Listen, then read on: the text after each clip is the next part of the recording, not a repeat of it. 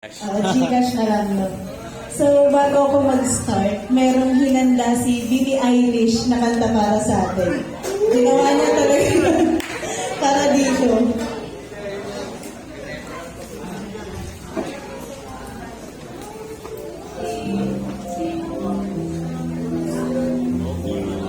Kung magre-relax, gagraduate pa kayo, guys. after. So, yun. So, kamusta naman kayo after nung narinig yung kanta?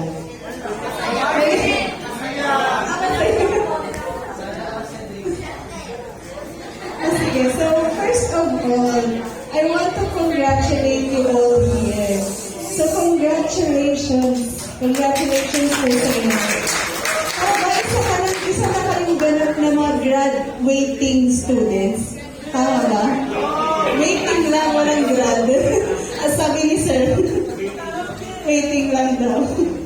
So I hope when you look back on your journey, you are proud kung nasan ka ngayon at kung ano yung mga na-achieve mo.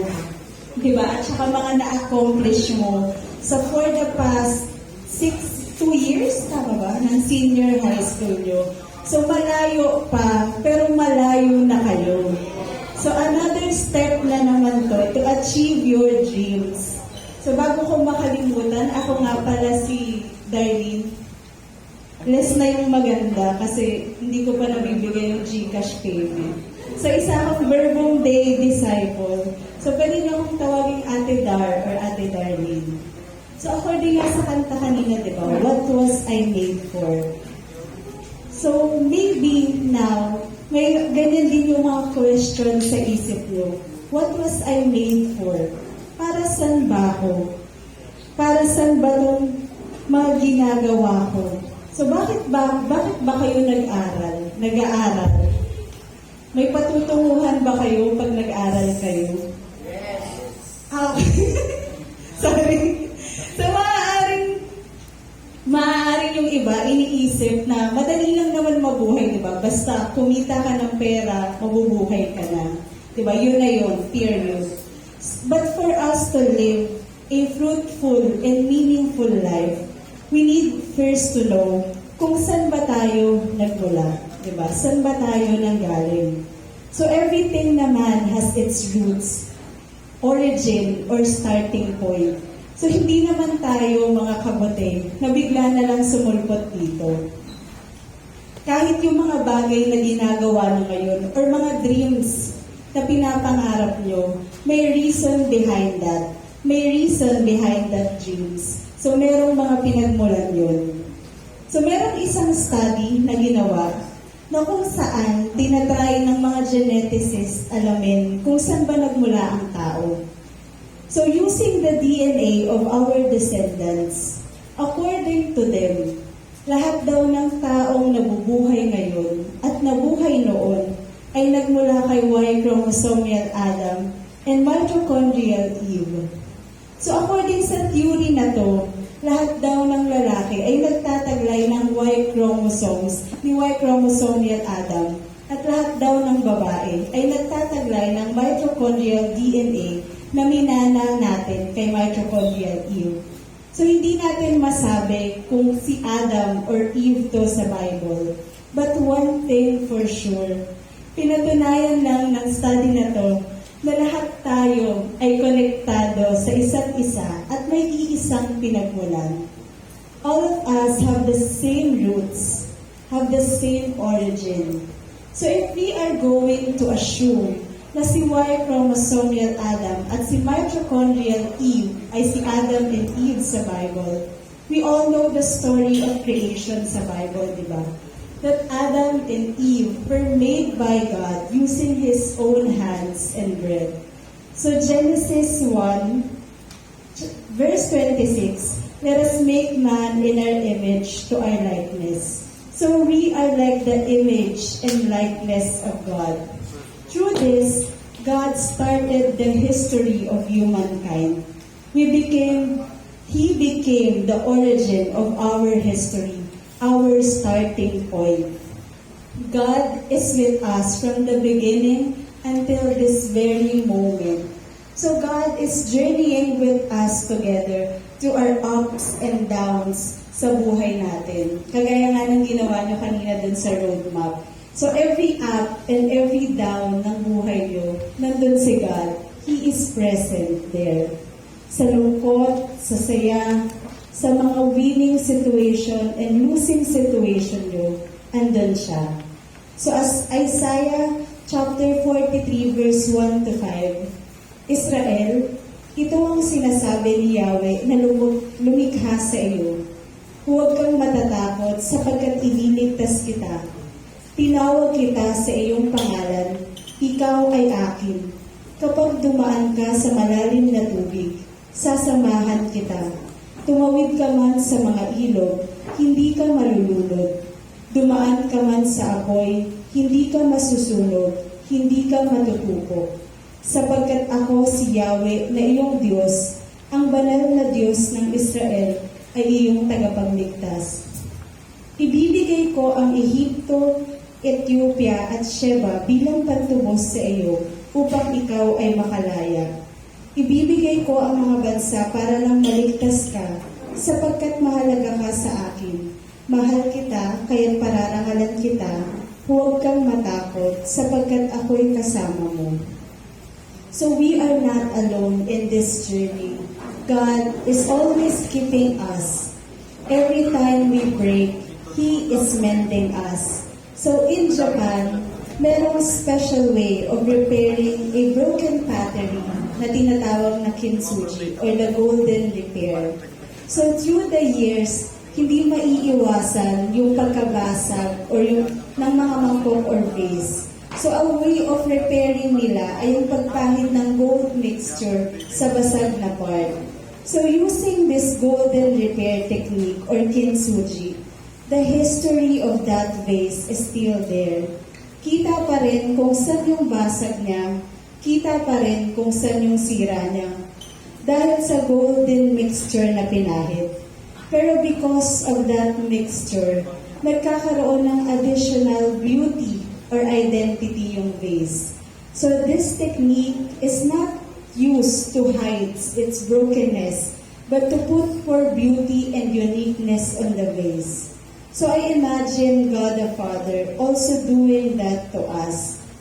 He is healing us using this technique. So unlike sa kintsugi na gold mixture yung ginagamit para mabuo ulit yung mga nabasag na parte, presence and love naman ng Diyos Ama ang ginagamit niya para hilungin tayo at lalo tayong pagandahin. Hindi tinatanggal ng Diyos kung ano yung sa tingin natin na kahinaan natin. He has big dreams for us. He knows all our capabilities and strength. He knows our very core because we came from Him. Diba? God is our roots. Through journeying together with God, He is making us the best version of ourselves. In that way, we can shine more and conquer any trials or problems we may face. So try to look on yourself as a kintsugi art, broken but beautiful and unique. Your crack means you conquer many challenges along your way. So fear no more, because God is on our side. He is also dreaming your dreams for you.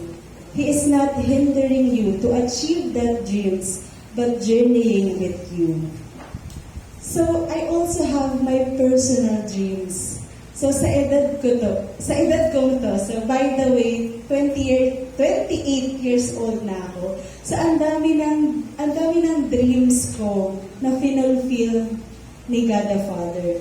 So when I was in my graduating stage din nung high school ako, siguro mga 12 years ago,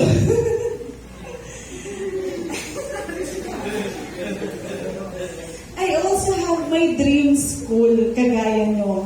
Lahat naman tayo, di ba, may dream school. So, pangarap ko nun na makapasok sa PUP. Pangarap ko maging scholar ng bayan. So, nung high school ako, especially nung 4th year ako,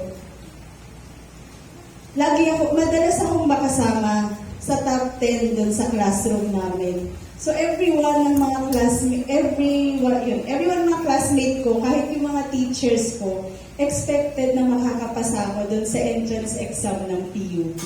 Kahit ako actually, feeling ko makakapasa ako sa PUP. Ganun ako kayabang nun.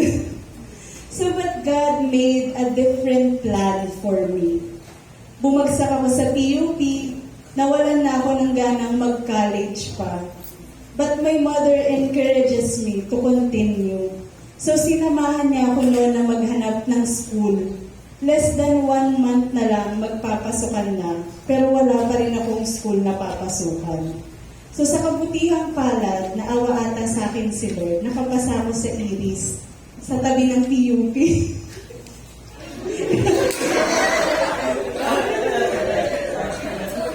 So at dahil sobrang late na akong nag-enroll, marami na rin courses nun yung sarado. So yung kinuha kong course nun is yung mga napagpilian na lang.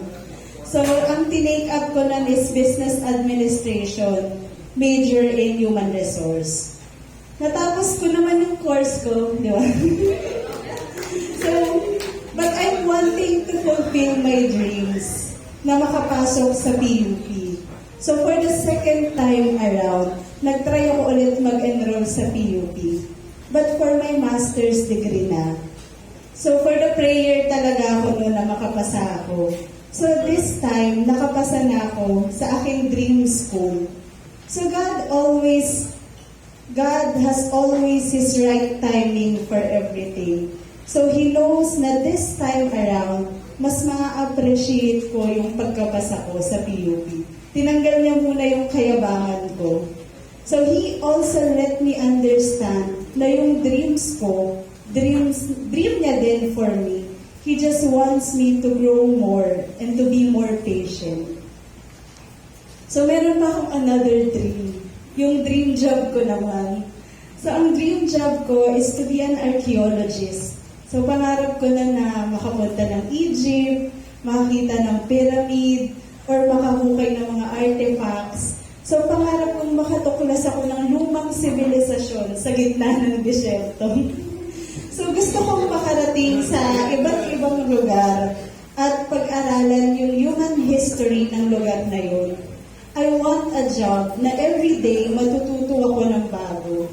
Everyday may madidiscover akong bagong kwento na maaaring makatulong sa ating pamumuhay. But in the Philippines, very limited lang yung mga schools na nag-o-offer ng ganong course. Parang 4 na school lang ata. So UP, De La Salle, Lyceum, and UST, kung di ako nagkakamali. So more on private school. So dahil mahirap lang naman kami, at alam kong hindi naman namin hindi kaya ng pamilya ko na tulungan ako para makapag-aral doon.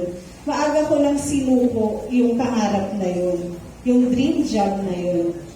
But now, God blesses me with a job na inaalaw din akong makapag-travel from different places here in the Philippines and learn new things and experience the way of living of that province for a short period of time.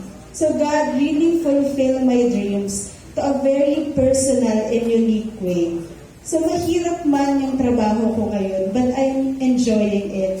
And I'm not just learning new things and visiting new places, but through my job, I can also help my fellow Filipino people. So by the way, I am working at the Local Water Utilities Administration or LUWA. So that is responsible for helping and regulating water districts in rural areas. Kaya nagtatravel ako. And now, may another mission na binigay sa akin si Lord na maging youth advisor together with Gabs. Parang kung nasan siya. Pero nandiyan siya. Together with Gabs na sa Verbum Day. So this mission is really the dream for me. But ang dream sa akin ni Lord. Na I also dreaming din to help others and to help them, to guide them. So now, na malapit nang matapos ang senior high school era ng buhay niyo, at magbubukas na naman ang ng bagong kabanata ng inyong buhay. So don't limit your dreams. Dream big.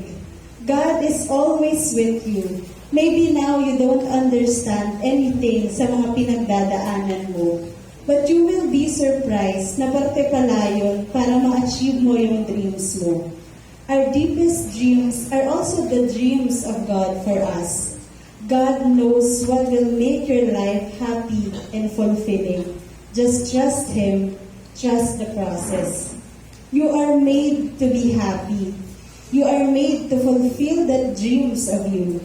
You are made to become the best version of yourself. For I know the plans I have for you, declares the Lord. Plans to prosper you and not to harm you. Plans to give you hope in the future. Jeremiah chapter 29 verse 11.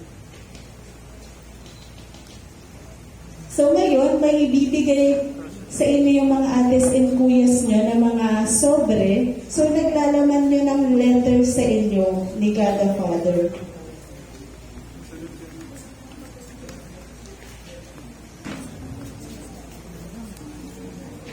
So, babasahin natin siya ng sabay-sabay.